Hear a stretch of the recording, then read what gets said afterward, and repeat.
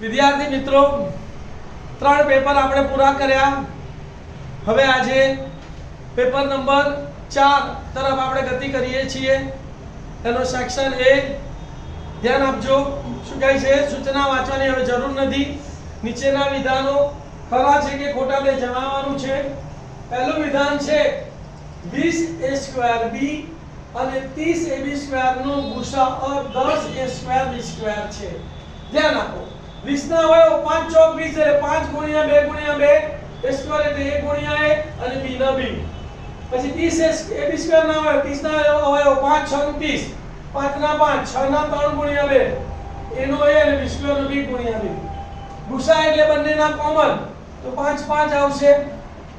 પછી 2 અને 2 આવશે. પછી a અને a આવશે, b અને b આવશે. તો કેટલો કોમન આયા? 10ab. અહીંયા આપણો ગુસા કેટલો આવ્યો? 10. અહીંયા કેટલો કીધેલો છે? 10a² પણ આપેલું વિધાન ખોટું છે. બરાબર. નંબર 2, n ઘાત વાળી બહુપદીને મહત્તમ n+1 શૂન્યો છે. તો હવે ધ્યાન આપો. જો n ઘાત વાળી દ્વિઘાત બહુપદી હોય ને તેને n+1 શૂન્ય મળે. ત્રિઘાત બહુપદી હોય તો એને પણ n+1 શૂન્ય મળે. પણ સુરેખ બહુપદી લઈએ આપણે તો એને એક જ શૂન્ય મળે છે. એને n+1 શૂન્ય મળતા તો સુરેખ બહુપદી માટે આ વિધાન કેવું છે? ખોટું. તો માટે આ વિધાન પણ કેવું આવશે? નંબર 3, sin² θ + cos² θ બરાબર 1/2. 1/2 1 તો નિત્યસમ થઈ ગયું. sin² θ + cos² θ બરાબર 1 તો નિત્યસમ પ્રમાણે સાચું છે. તો માટે આપેલ વિધાન સાચું છે. cosec 90 - a બરાબર sec a. સૂત્ર છે કે cosec 90 - θ બરાબર sec θ. તો માટે આ પણ વિધાન કેવું છે? સાચું છે. હવે સાચા વિકલ્પનો ક્રમ અને જવાબ લખો. તો પાંચમો 14587/1250 ના દશાંશ નિરૂપણમાં દશાંશ ચિહ્ન પછી ખાલી જગ્યા અંક આવે. તો તમારે આ દાખલામાં શું કરવાનું ભાઈ? છેદના અવયવો પાડી દેવાના.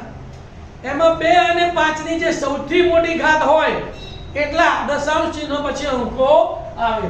તો આપણે 1250 ના અવયવ પાડ્યા તો 2 625, 5 125, 5 25, 5 5 અને 5 1 5.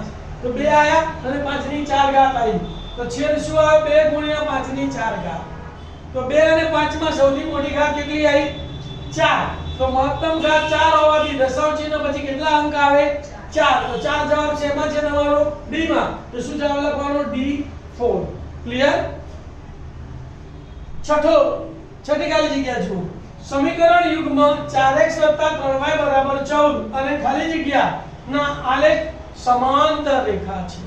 હવે આલેખ સમાંતર રેખા હોય તો તમને શરત યાદ છે કે a1/a2 બરાબર a2/b2 is not equal to c1/c2.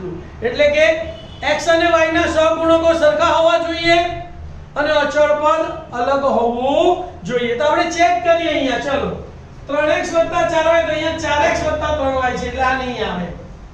અહીંયા 8x + 6y 2 વડે ભાગી નાખો તો શું થાય?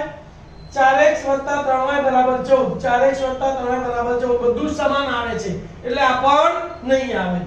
12x + 9y 3 વડે ભાગી શકાય છે. 3 વડે ભાગી નાખીએ તો 3 ચોક 12, 3 તરી 9 અને 14 તરી 42 એટલે કે 4x + 3y = 14. 4x + 3y = 14. આ પણ સમાન છે. આ પણ નહીં આવે. પહેલો 3 નહીં આવે તો વધ્યો D. તો આપણો જવાબ કયો સાચો હશે? D.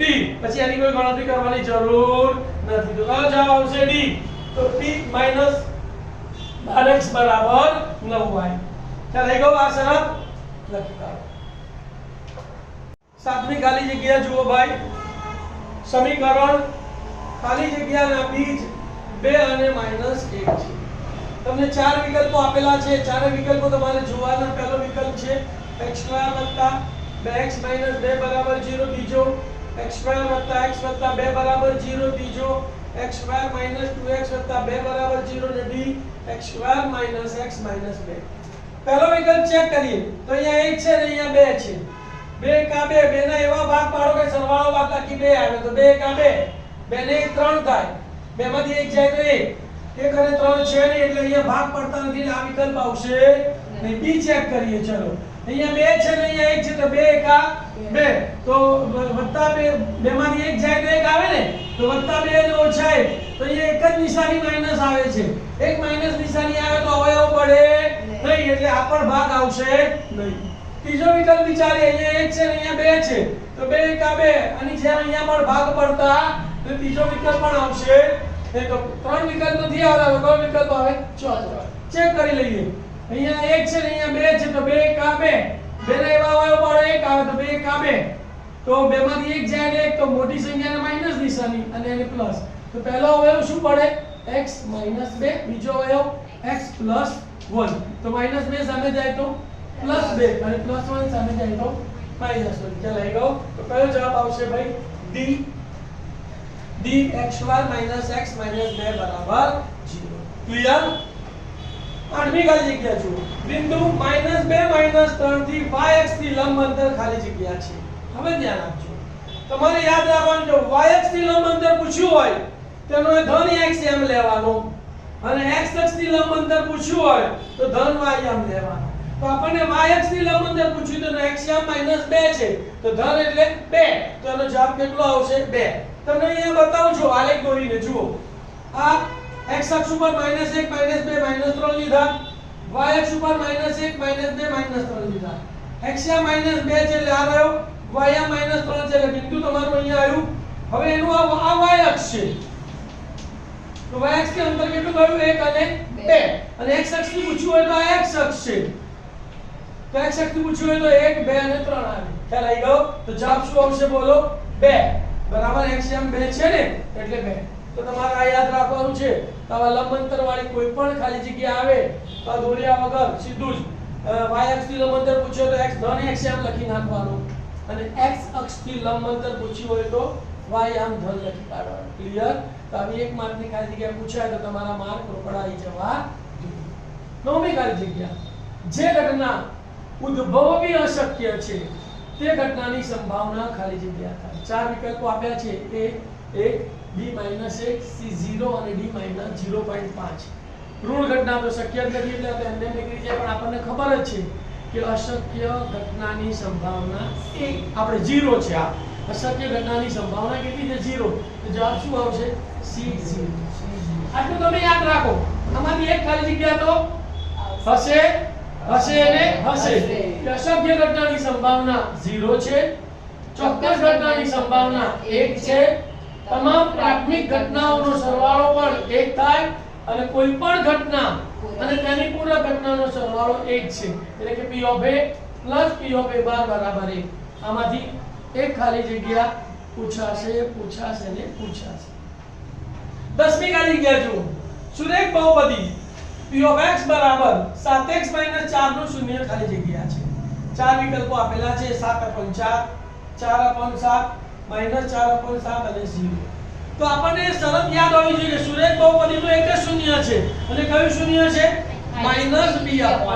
સુરેખ બહુપદીનું શૂન્ય કયું છે? -b/a. તો અહીંયા a બરાબર 7 છે અને b બરાબર -4 છે, તો -4 b ની જગ્યાએ અને c ની એની બદલે કેટલા મૂકીશું? 7. તો માઈનસ પ્લસ, તો 4/7. 4/7 શેમાં છે? અહીંયા b. તો શું જવાબ આવશે? b 4/7. તો સુરેખ બહુપદી માટે તમારે આ સૂત્ર યાદ રાખવાનું. કયું સૂત્ર યાદ રાખવાનું બોલો? સુરેખ બહુપદીનું શૂન્ય બરાબર -b/a. બરાબર? આ જે પણ મેં તમને યાદ રાખો કરાયું એ તમે યાદ રાખશો તો તમે ઝડપથી ખાલી જગ્યાઓના જવાબ લખી શકશો. નીચે આપેલા વિધાનો સાચા બને તેમ કૌંસમાં આપેલા જવાબોમાંથી યોગ્ય જવાબ પસંદ કરીને લખો. પ્રશ્ન 11 થી 16. 11મો ખાલી જગ્યા જુઓ કે જો અવલોકનો 64 40 48 x 43 48 43 અને 34 નો બહુલક 43 હોય તો x + 3 બરાબર ખાલી જગ્યા. અહીંયા ધ્યાન આપો, અહીંયા 48 બે વાર આવ્યું, 43 બે વાર આવ્યું, તો બહુલક કીધું એટલે સૌથી વધુ વખત આવે એ બહુલક કહેવાય ને. તો બહુલક કયો છે? 43 છે, તેનો મતલબ કે 43 3 વાર આવે તો જ 43 બહુલક બને, એટલે x બરાબર કેટલા થયા? 43. હવે x + 3 શોધવાના છે. તો x + 3 બરાબર 43 + 3 બરાબર કેટલા? 46. તો જવાબ શું આવશે? 46. ખ્યાલ આવી ગયો? 12મી ખાલી જગ્યા. લીપ વર્ષના એપ્રિલ માસમાં 5 શુક્રવાર હોય તેની સંભાવના ખાલી જગ્યા છે. એપ્રિલ મહિનાને લીપ વર્ષ અડતું નથી. એપ્રિલ મહિનાના દિવસ કેટલા? 30. તો 30 માંથી 28 બાદ કરો, કેટલા વધ્યા? 2. તો કોઈ પણ પાંચમો વાર હોય, મંગળ, સોમ, બુધ, કોઈ પણ, એની સંભાવના 30 મહિના માટે, જે મહિનામાં 30 દિવસ હોય એના માટે કેટલી આવે? 2/7. ધ્યાન આપજો. 28 દિવસ હોય તો પાંચમો વારની સંભાવના 0. 29 દિવસ હોય તો 1/7. 30 દિવસ હોય તો 2/7 અને 31 દિવસ હોય તો 3/7. આ તમારે યાદ રાખવાનું છે. હવે એક ખાલી જગ્યા પૂછાશે ને પૂછાશે. તો અહીંયા એપ્રિલ માસના 30 દિવસ છે, 4 અઠવાડિયાના 28 દિવસ બાદ કરીએ તો કેટલા દિવસ વધ્યા? 2. તો પાંચમા વારની સંભાવના કેટલી આવે? 2/7. પછી એ વાર શુક્ર હોય, ગુરુ હોય, મંગળ હોય, એનાથી કોઈ લેવા દેવા નથી. ખ્યાલ આવી ગયો? લીપ વર્ષ પણ અહીંયા તમને પીવડાવવા માટે આપેલું છે. 13મી ખાલી જગ્યા જુઓ. ઓ કેન્દ્રિત વર્તુળના બે સ્પર્શકો PA અને PB વચ્ચેનો ખૂણો 70° હોય તો ખૂણો OAB બરાબર ખાલી જગ્યા થાય. ધ્યાન આપજો. આ એક વર્તુળ દોર્યો, સ્પર્શક અને O કેન્દ્રિતની ત્રિજ્યા, એના બે સ્પર્શકો PA અને PB દોર્યા. આ OA ત્રિજ્યા છે, OB ત્રિજ્યા છે. આ બે સ્પર્શકો વચ્ચેનો ખૂણો 70 છે. તો આપણને ખબર છે કે સામસામેના ખૂણા પૂરક છે. તો ખૂણો AOB બરાબર કેટલા થાય? તો કે 180 - 70 બરાબર કેટલા થાય? 110. હવે તમને ખૂણો OAB એટલે આ ખૂણો શોધવાનો પૂછ્યો છે. તો તમારે ત્રિકોણ OAB લો, તેમાં આ બે ત્રિજ્યાઓ, બે બાજુઓ સરખી છે, અને આ બંને સામેના ખૂણા કેવા થાય? સરખા. તો 180 માંથી આ ખૂણો AOB બાદ કરી અને એને અડધા કરી દો તો તમને ખૂણો OAB મળે કે ના મળે? તો સૂત્ર શું લખવાનું?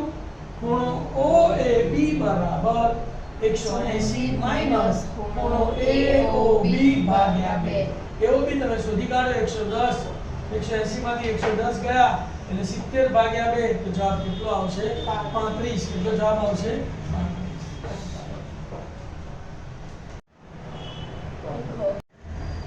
14મી ખાલી જગ્યા. O કેન્દ્રિત વર્તુળના બિંદુ P માંથી દોરેલ સ્પર્શક Q છે. જો OPQ સમદ્વિભુજ ત્રિકોણ હોય તો ખૂણો OQP બરાબર ખાલી જગ્યા કૌંસમાં આપ્યું છે 90°, 60° અને 45°. ધ્યાન આપજો ભાઈ. આ O કેન્દ્રિત વર્તુળ પરનું બિંદુ P છે. P માંથી દોરેલો સ્પર્શક Q છે અને આ કેન્દ્રથી સ્પર્શક સ્પર્શ બિંદુને જોડતો રેખાખંડ છે. હવે ત્રિકોણ OPQ સમદ્વિભુજ ત્રિકોણ છે એટલે આ બે બાજુઓ કેવી થાય? સરખી. આ પણ ત્રિજ્યા છે તો આ પણ ત્રિજ્યા છે. સ્પર્શ બિંદુએ દોરેલી ત્રિજ્યા સ્પર્શકને કેવી હોય છે? લંબ હોય છે. તો આ ખૂણો કેટલો થયો? 180. ત્રિકોણના ત્રણેય ખૂણાનો સરવાળો કેટલો થાય? આ બે બાજુ સરખી, આ બેને ખૂણા કાટખૂણા છે. આપણે શોધવાનો કયો ખૂણો છે? OQP. OQP એટલે આ ખૂણો શોધવાનો છે. તો સામાન્ય જ્ઞાન શું કહે કે 180 માંથી 90 બાદ કરી એના કેટલા કરવાના? અડધા. તો ખૂણો OQP બરાબર 180 - 90 ભાગ્યા 2. 180 માંથી 90 ગયા તો 90 ભાગ્યા 2 તો બરાબર 45. તમને આ પણ ખબર હોવી જોઈએ કે સ્પર્શ બિંદુએ દોરેલી ત્રિજ્યા સ્પર્શકને લંબ હોય છે એટલે આ ખૂણો કેટલો થાય? 90° થાય. પછી 90° થાય એટલે 180 માંથી 90 બાદ કરો. આ બંને સરખા છે એને અડધા કરો તો જવાબ કેટલો આવશે? 45. ખ્યાલ આવી ગયો? 15મી ખાલી જગ્યા જુઓ. જો કોઈ વર્તુળની પરિમિતિ તથા તેનું ક્ષેત્રફળ આંકડાકીય રીતે સમાન હોય તો વર્તુળનો વ્યાસ ખાલી જગ્યા થાય. આના પેપરમાં આ જ દાખલો આવી ગયેલો, એમાં ત્રિજ્યા પૂછી આગળના પેપરમાં. હવે વ્યાસ પૂછ્યો છે. તો કઈ બે વસ્તુ સરખી છે? વર્તુળની પરિમિતિ અને તેનું ક્ષેત્રફળ. તો બંનેના સૂત્રો સરખાવી દઈએ તો વર્તુળના ક્ષેત્રફળનું સૂત્ર છે πr² બરાબર વર્તુળની પરિમિતિનું સૂત્ર છે 2πr. સામે સરખે સરખું ઉડી ગયું તો પાઈ ઉડી ગયા. અહીંયા r² બે વાર હતો એટલે એક r અને એક r ઉડી ગયો. અહીંયા બચ્યો r અને અહીંયા બચ્યા 2 તો r બરાબર 2. ત્રિજ્યા કેટલી આવી? તમને શું પૂછ્યું છે? વ્યાસ. તો વ્યાસ બરાબર 2 × ત્રિજ્યા તો 2 ગુણ્યા 2 તો 4 તો જવાબ શું આવશે બોલો વ્યાસ 4 એકમ થાય છેલ્લી ખાલી જગ્યા 16મી 6.5 સેન્ટીમીટર ત્રિજ્યા વાળા એક વર્તુળના વૃત્તાંશની પરિમિતિ 29 સેન્ટીમીટર છે તો વૃત્તાંશનું ક્ષેત્રફળ ખાલી જગ્યા સેન્ટીમીટર સ્ક્વેર થાય ધ્યાન આપો વૃત્તાંશ એટલે આ વર્તુળ છે એનો આ ભાગ એને વૃત્તાંશ કહેવાય બરાબર OA B તો આ OA ની ત્રિજ્યા OB ની ત્રિજ્યા કેટલી છે 6.5 અને આ AB ની ચાપની લંબાઈ કહેવાય છે વૃત્તાંશની પરિમિતિ તમને આપેલી છે કેટલી આપેલી છે 29 તો r l બરાબર 29 લખાય કે ના લખાય લખાય હવે r r એટલે 6.5 l બરાબર 29 6.5 એટલે 13 પ્લસ 13 સામે ગયા તો માઈનસ તો l બરાબર 29 માઈનસ 13 9 માંથી 3 ગયા તો 6 2 માંથી 1 ગયો તો 1 તો ચાપની લંબાઈ l કેટલી આવી 16 સેન્ટીમીટર હવે વૃત્તાંશના ક્ષેત્રફળનું સૂત્ર છે આપણી પાસે બે સૂત્ર છે એક તો પાઈ r સ્ક્વેર ગુણ્યા થીટા upon 360 પણ અહીંયા થીટા આપેલો નથી એટલે એ સૂત્ર નહીં લાગુ પડે તો બીજું સૂત્ર છે 1/2 lr તો ચાપની લંબાઈ મળી ગઈ r આપેલો છે તો વૃત્તાંશના ક્ષેત્રફળનું કોઈ સૂત્ર લઈશું 1/2 ગુણ્યા lr 1/2 ગુણ્યા ચાપની લંબાઈ છે 16 અને r છે 6.5 2 ભાગ 4 2 8 16 તો 8 ગુણ્યા 6.5 8 5 40 ની શૂન્ય વધી પડી 4 દશાંશ ચિહ્નનો દશાંશ ચિહ્ન 8 છંગ 48 ને 4 52 તો વૃત્તાંશનું ક્ષેત્રફળ કેટલું આવ્યું 52 સેન્ટીમીટર સ્ક્વેર કેટલો જવાબ આવશે 52 સેન્ટીમીટર સ્ક્વેર